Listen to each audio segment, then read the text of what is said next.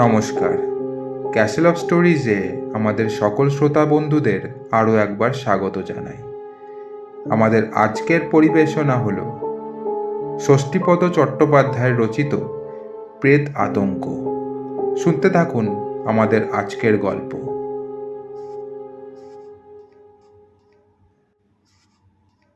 তখন শীতকাল। কোনো এক ছুটির দুপুরে আমি নবনির্মিত দোতলার ঘরে শুয়ে পত্রপত্রিকার পাতা উল্টাচ্ছি। এমন সময় আমার এক বন্ধু তারক এসে বলল, এই দেখ, এটা দেখেছিস? আজকের কাগজে বেরিয়েছে। আমি চেয়ে দেখলাম। খবরের কাগজে সম্পত্তি বাড়ি জমি বিভাগে ছোট্ট একটি বাড়ি বিক্রির বিজ্ঞাপন। বিজ্ঞাপনের হেডিং হচ্ছে ভুতুড়ে বাড়ি। নিচে লেখা আছে, ঘাটশিলায় কাশিদা অঞ্চলে আমাদের সাবেককালের বাড়িটা ভূতের উপদ্রবের জন্য বেচে দিতে চাই। সম্পূর্ণ খালি বাড়ি, সামান্য আসবাবপত্র যা আছে তা সমেত বাড়িটার দাম 5,000 টাকা।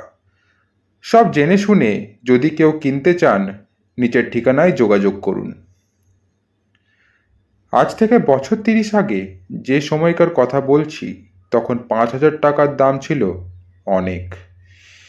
কাজেই 5,000-এ যখন বাড়িটা বিক্রি হচ্ছে তখন নিশ্চয়ই বেশ বড় বাড়ি। আমি কাগজটা রেখে উঠে বসে বললাম, বেশ অভিনব বিজ্ঞাপন তো।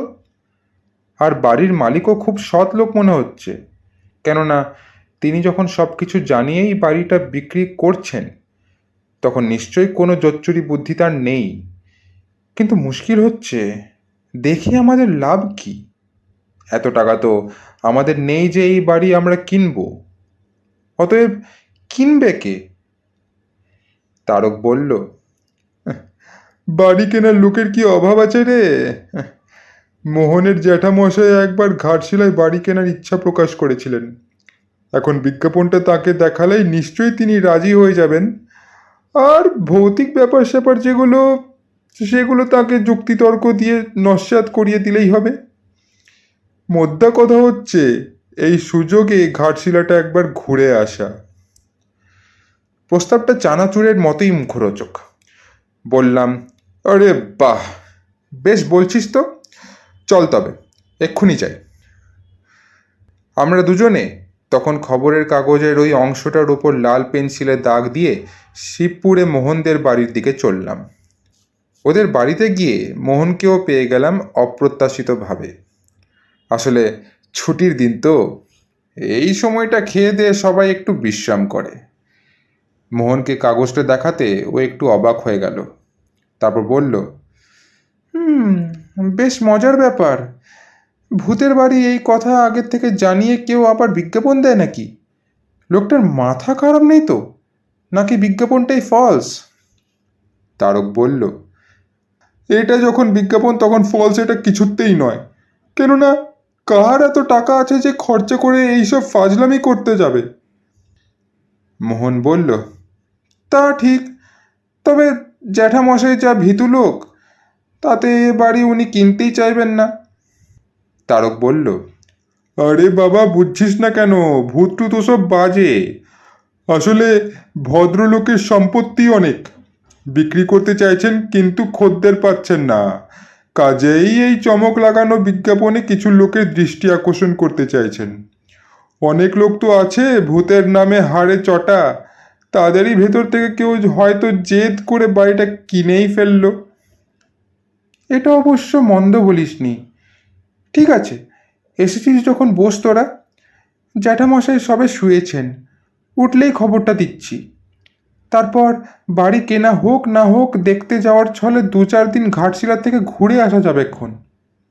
আমিও তাই বলি, তোর জ্যাঠামশাইকে যেভাবেই হোক তুই রাজি করা। আমাদের তিনজনের তাহলে রথ দেখা কলা বেচা 2 হবে। আর যদি সম্ভব হয় তো এক রাত ভূতের বাড়িতে কাটিয়েও আসতে পারবো আমরা। ভূত সম্বন্ধে একটা অভিজ্ঞতাও হয়ে যাবে আমাদের। সেই দুপুরটা আমরা তিনজনে এক নতুন আনন্দে চুটিয়ে গল্প করে কাটালাম। তারপর বিকেলবেলা খবরের কাগজটা মোহনের জ্যাঠামশাইকে দেখাতেই লাফিয়ে উঠলেন তিনি। না না, ও বাড়ি আমি কিনবো না। আমি টাকা দিয়ে জিনিস কিনবো, ওইসব ঝামেলার মধ্যে কেন যাব আমি? তাছাড়া তোমরা আজকালকার ছেলেরা ভূত প্রেত মানো না বটে, কিন্তু আমি মানি। কেননা আমি নিজে ব্যক্তিগতভাবে অনেক সময় ভূতের অস্তিত্ব অনুভব করেছি। তাই বলি, কি দরকার বাবা ওইসবের মধ্যে যাওয়ার? তবে ঘাটশিলায় একটা বাড়ি কেনবার ইচ্ছে আমার আছে। আমি বরং তোমাদের কিছু টাকা দিচ্ছি। তোমরা 3 জনে দিন কতক ঘাটশিলা থেকে ঘুরে এসো। আর যদি কোথাও ভালো কোনো বাড়ির খোঁজ খবর পাও তো দেখে এসো, পরে দরদাম করে কেনা যাবে। আমরা তাতেই রাজি হয়ে মনের আনন্দে ঘাটশিলা যাওয়ার তোড়জোড় করতে লাগলাম। পরদিন বেলা 11টায় নাগপুর প্যাসেঞ্জারে চেপে আমরা ঘাটশিলার দিকে রওনা হলাম।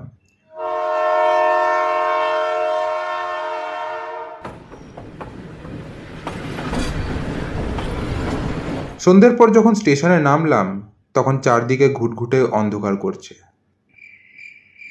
ঘাটশিলা তখন এখনকার মতো শহর নয়, একেবারে বুনো জায়গা ছিল। স্টেশনের কাছেই একটি চায়ের দোকানে খোঁজ খবর নিয়ে 4-5 দিনের জন্য একটি ঘরের ব্যবস্থা করে ফেললাম আমরা। রাতটা ভাড়া বাড়িতে কাটিয়েই পরের দিন সকালে আমরা 3 জনে যুক্তি করে সেই ভূতের বাড়িটাই দেখতে চললাম। ঠিক হলো, বাড়ি যদি পছন্দ হয় তাহলে ওই বাড়ি জ্যাঠামশাইকে রাজি করিয়ে কেনাবো আমরা, আর যদি না হয় তাহলে এক রাত ওই বাড়িতে থেকে অভিজ্ঞতা সঞ্চয় করে ফিরে আসব। খবরের কাগজে দেওয়া ঠিকানার খোঁজ করে আমরা রাজবাড়ির কাছে বিজ্ঞাপনদাতার বাড়িতে এসে উপস্থিত হলাম। ভদ্রলোকের নাম সিন্ধুবাবু, কৃপা সিন্ধু রায়। বেশ অভিজাত পরিবারের লোক বলে মনে হলো। আমরা যখন তার বাড়িতে গিয়ে পৌঁছলাম তখন সকাল 9টা। বাড়ির চাকর এসে আমাদের বৈঠকখানার ঘরে বসতে বলল। আমরা বসলাম। একটু পরেই সর্বাঙ্গে শালমুড়ি দিয়ে মধ্যবয়সী সিন্ধুবাবু এসে বসলেন আমাদের সামনে। তারপর স্মিত হেসে বললেন, কোথা থেকে আসছেন আপনারা? আপনাদের পরিচয়? 3 জনের হয়ে আমিই বললাম, আমরা হাওড়ার থেকে আসছি। আমার এই বন্ধুটি খবরের কাগজে আপনার দেওয়া বিজ্ঞাপন দেখে ওই বাড়িটা কিনতে চান, অবশ্য বাড়িটা যদি পছন্দ হয়। কিন্তু ওটা তো ভূতের বাড়ি, ও বাড়ি কিনে কি করবেন আপনারা? ভূতের বাড়ি সেটা তো আমরা জেনেই আসছি, আর কিনতে চাই এই কারণে যে ও বাড়িতে আমরা বরাবরের জন্য থাকতে আসছি না।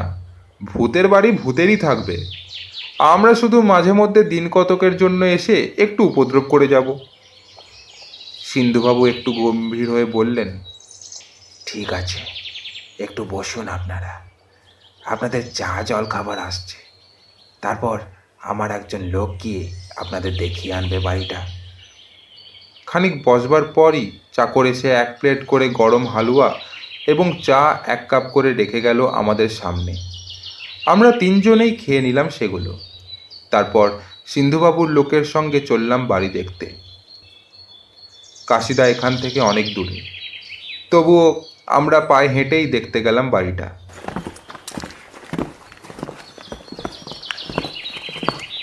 সিন্ধুবাবুর যে লোক আমাদের বাড়ি দেখাতে নিয়ে যাচ্ছিলেন তার নাম রাখালদা।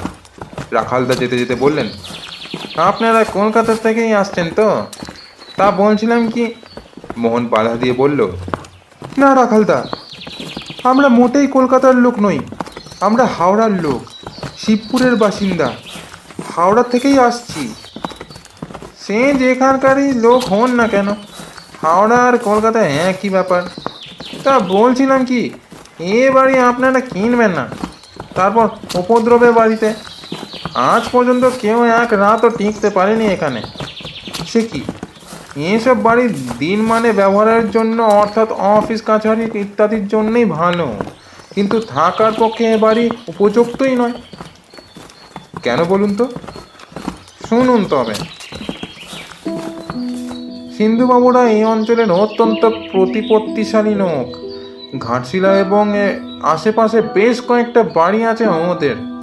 কাশিদার এই বাড়িটি সিন্ধুবাবুদের সাবেককালের বাড়ি। ওর কাকা আর কাকিমার মধ্যে প্রায় খুব ঝগড়াঝাঁটি হতো। এই বিবাদ সূত্রেই সিন্ধুবাবুর কাকা এক রাতে আগুনে পুড়ে আত্মহত্যা করেন। সেই থেকেই উপদ্রব। তা উপদ্রব এমনই চরম পর্যায়ে পৌঁছলো যে কাকিমা ঠিক করলেন গয়া গিয়ে পিণ্ডি দিয়ে আসবে। কিন্তু সেখানেও নানা ঝামেলা। যাত্রাপথে ট্রেনের কামড়েতেই কাকিমা স্বপ্ন দেখলেন কাকাবাবু তাকে ভয় দেখিয়ে গয়া যেতে মানা করছেন। কিন্তু সেই স্বপ্নকে তিনি আমল না দিয়েই গয়া নেমে পান্ডা ঠিক করে সর্বাগ্রে চললেন প্রেতশিলায় পিণ্ডি দিতে। আর সেই সময়ই টাঙ্গা গেল লরির ধাক্কায় উল্টে। কাকিমা পায়ের হাড় ভেঙে হাসপাতালে গেলেন। পিণ্ডি দেওয়া তো হলোই না, উল্টে 6 মাসের ওপর হাসপাতাল থেকে ভাঙা পা নিয়ে ফিরে এলেন ঘাটশিলায়। তারপর একদিন ছাদ থেকে পড়ে তিনিও মারা যান। সেই থেকে ওই বাড়িতে যে কেউ থাকতে গেছে সেই নানা রকম ভয় পেয়ে পালিয়ে এসেছে। বলেন কি? হ্যাঁ, একবার টাটানগর থেকে একদল ছেলে জোর করে ওই বাড়িতে থাকবে বলে এসেছিল, কিন্তু পরদিন সকালে তাদের কাউকে আর দেখা যায়নি এখানে। সে কি, ভূতেরা খেয়ে ফেললো নাকি তাদের? না, রাত শেষ হওয়ার আগেই তারা পালিয়ে বাঁচে এবং পরে টাটানগর থেকে চিঠি দিয়ে পালিয়েই আসার কারণও জানা। কি কারণ তা বলতে পারবো না, তাই বলছিলাম কি দরকার ও বাড়ি নিতে যাওয়ার। এর চেয়ে বাড়ি যদি সত্যি কেনেন তো আমি একটা বাড়ির সন্ধান দিই আপনাদের।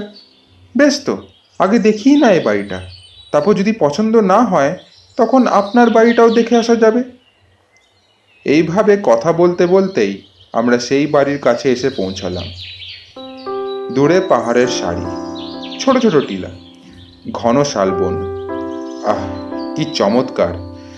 তারই মধ্যে এক অপূর্ব প্রাকৃতিক পরিবেশে একটি পাঁচিল ঘেরা মস্ত দোতলা বাড়ি, বহুদিনের পুরনো, তবু আজও ব্যবহারযোগ্য। তালা খুলে আমরা ভেতরে ঢুকলাম। বহুদিন ঘরে ঝাঁট পড়েনি, বাগানটা আগাছায় ভরা। এই বাড়ির 5,000 টাকার দাম মানে জলের দাম, কেননা অনেক জায়গা, বড় বড় ঘর, ছোটখাটো প্রাসাদ একটা।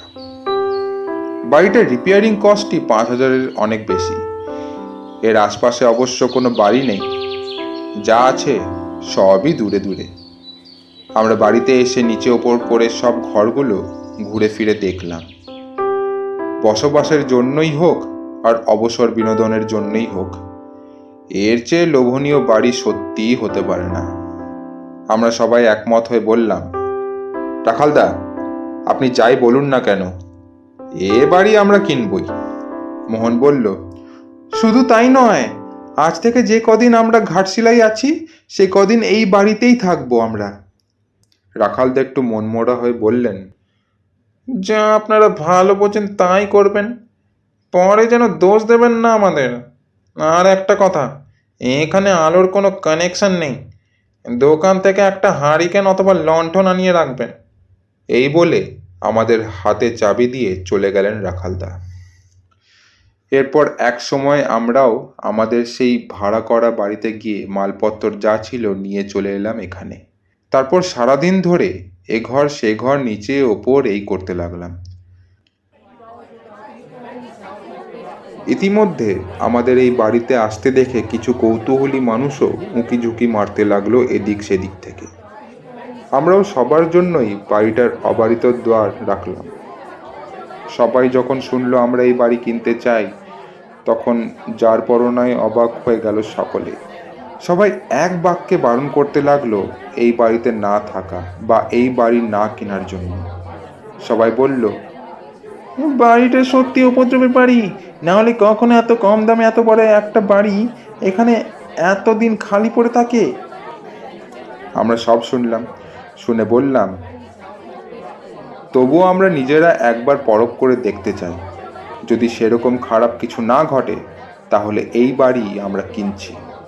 অবশেষে আমাদের জেদ দেখে দু একজন একটু অন্য সুরে কথা বলল। এটাই আর কি বলা হলো যে যখন আমরা থাকবই তাহলে 2-1 রাত এখানে থাকাই যাক।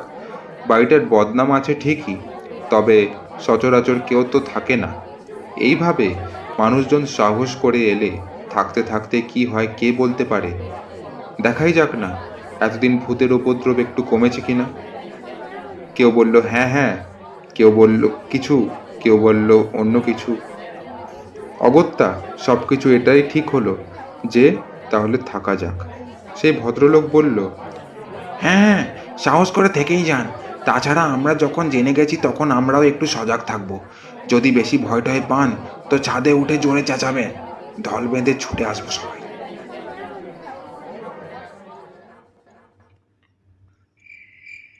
আমরা জানলা দরজা বন্ধ করে ঘরে আলো জ্বেলে 3 বন্ধুতে এই নির্জন বাড়িতে সত্যিকারের ভূত এলে কিভাবে মোকাবিলা করব সেই নিয়ে আলোচনা করতে লাগলাম। অনেক রাত পর্যন্ত আলোচনা করে যখন দেখলাম সব ভোঁ ভোঁ, তখন তক্তাপোষে পাতা বিছানায় মশারি খাটিয়ে আমরা 3 জনে জড়াজড়ি করে লেপ চাপা দিয়ে শুলাম। শোয়ার সঙ্গে সঙ্গেই ঘুম। রাত তখন কত তা কে জানে। হঠাৎ ঝনঝন করে দরজার শিকল নাড়ার শব্দে ঘুম ভেঙে গেল আমাদের।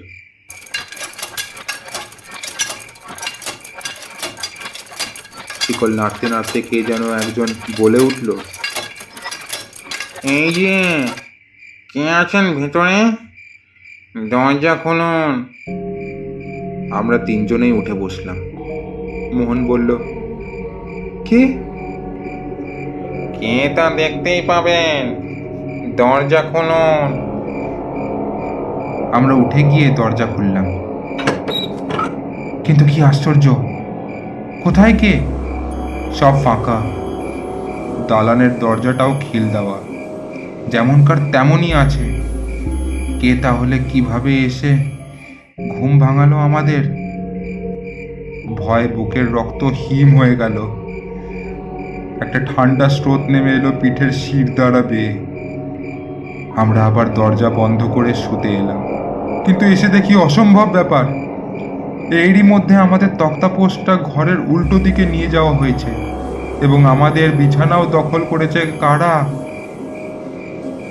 দেখলাম আমাদের লেপটা মুড়ি দিয়ে কারা যেন দুজনে শুয়ে আছে। লেপটা এমন ভাবে ঢাকা যে মুখ দেখতে পাচ্ছি না তাদের, শুধু শুধু মাথা দুটো দেখা যাচ্ছে। আমরা যত জোরে লেপটা তাদের গা থেকে ছাড়িয়ে নেওয়ার চেষ্টা করলাম, তারা তত বেশি আঁকড়ে ধরতে লাগলো লেপটাকে। অবশেষে অনেকক্ষণ টানা হেঁচড়ার পর লেপ আবার আলগা হয়ে গেল। বিছানার থেকে লেপটা উঠিয়ে নিয়ে দেখলাম কেউই নেই ভেতরে। আমরা 3 জনে আবার তক্তাপোষটা যথাস্থানে ফিরিয়ে এনে ফের লেপের তলায় ঢুকলাম। তারক বলল, না ভাই, কাজটা ভালো করিনি। এতগুলো লোকের কথা ঠেলে এই বাড়িতে রাত কাটাতে এসে খুবই অন্যায় কাজ করেছি। এখন ভালোই ভালোই ফিরে যেতে পারলে বাঁচি। কি সাংঘাতিক! আমি তো ভয় কোনো কথাই বলতে পারলাম না। মোহন বলল, সকালটা একবার হলেই হয়। এর আগে সত্যি কথা বলতে কি ভূত প্রেত আমি বিশ্বাসই করতাম না, অথচ আজ যা দেখলাম একে মনের ভ্রম বলে উড়িয়ে দেওয়ার মতো মানসিকতা আমার নেই। এ বাড়িতে আর এক মুহূর্ত থাকা উচিত নয়। আমরা ভয়ে জড়সড় হয়ে আরও কিছু ঘটে কি না দেখবার আশায় জেগে রইলাম। ঘুম তো এলোই না, ঘুমোতে সাহসও হলো না। ঘুমিয়ে পড়লে আবার যদি শিকল ঝনঝন করে। বেশ কিছুক্ষণ শুয়ে থাকার পর আমরা দালানে একটা খটখট শব্দ শুনতে পেলাম। মনে হলো কে যেন চটি পড়ে পায়চারি করছে। দালানের এ প্রান্ত থেকে ও প্রান্ত পর্যন্ত একবার যাচ্ছে, একবার আসছে, একবার যাচ্ছে, একবার আসছে। তারপর আবার সেই ঝনঝন করে শিকল নাড়ার শব্দ।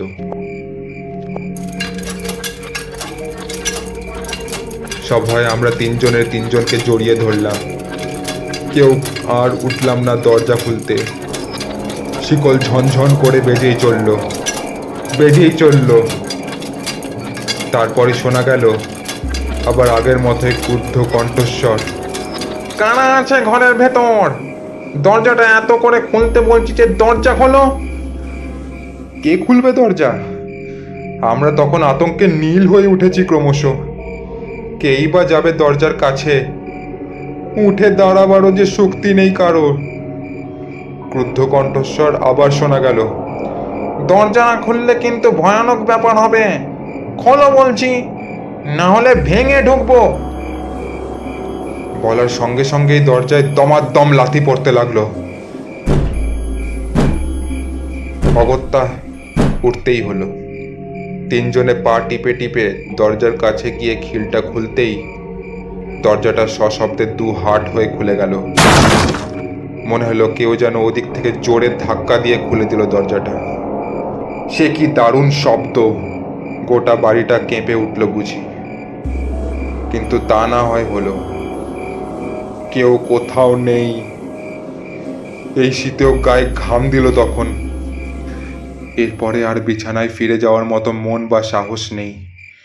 সেখানেও তো সেই আগের মতোই খারাপ ব্যাপার ঘটবে, অর্থাৎ কিনা লেপ নিয়ে টানাটানি। কি যে করি!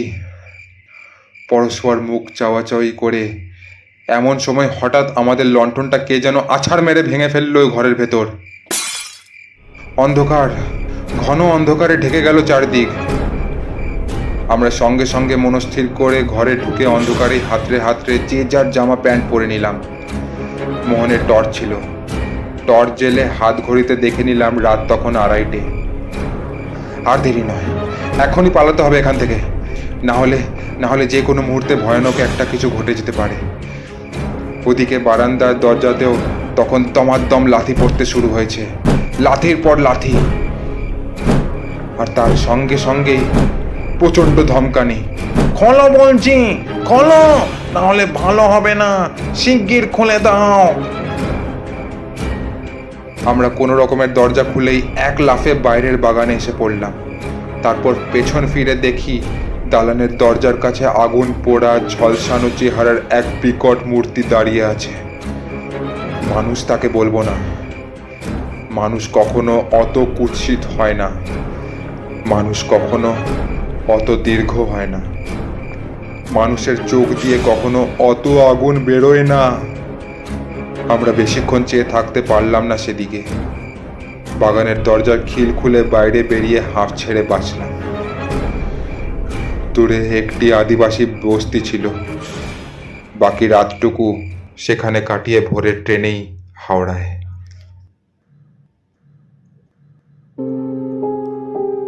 শুনছিলেন আমাদের আজকের গল্প ষষ্ঠীপদ চট্টোপাধ্যায় রচিত প্রেত আতঙ্ক। আমাদের আজকের ভিডিওটি যদি আপনার ভালো লেগে থাকে তাহলে লাইক করুন, শেয়ার করুন এবং আমাদের চ্যানেল ক্যাসেল অফ স্টোরিজকে সাবস্ক্রাইব করুন। আমরা খুব শীঘ্রই আরও একটা নতুন গল্প নিয়ে ফিরব।